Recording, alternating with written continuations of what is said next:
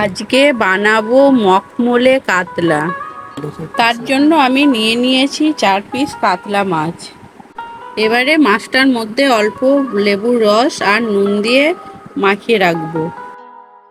এবারে কড়াইটা গরম হয়ে গেছে, দিয়ে দেব সর্ষের তেল। এবারে আমি কড়াইয়ে দিয়ে দেব কুচো করা পেঁয়াজ আর অল্প রসুন আর আদা দিয়ে ভেজে তুলে ঠান্ডা করতে দেব।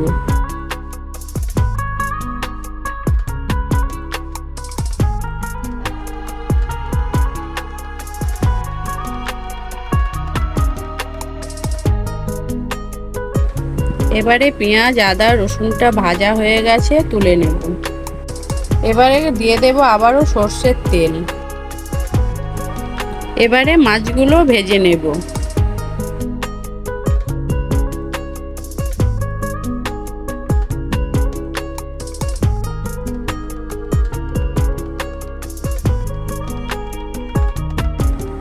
এবারে মাছটা ভাজা হয়ে গেছে, তুলে নেব। এবারে ওই তেলে দিয়ে দেব অল্প একটু কালো জিরে।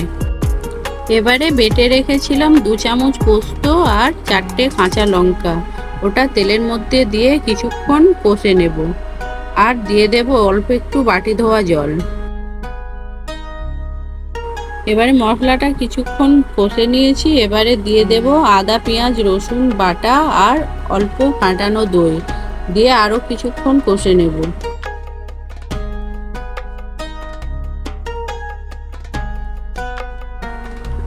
এবারে দিয়ে দেব পরিমাণ মতো নুন আর অল্প স্বাদ মতো চিনি দিয়ে আরও কিছুক্ষণ কষে নেব।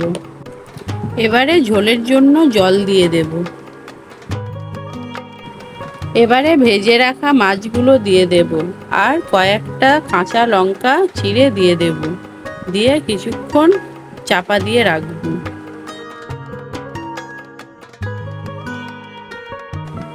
এবারে আমাদের মখমলে কাতলা রেডি।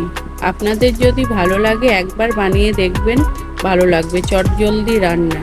আমার রান্নাটা যদি আপনাদের ভালো লাগে একটা লাইক কমেন্ট শেয়ার করবেন।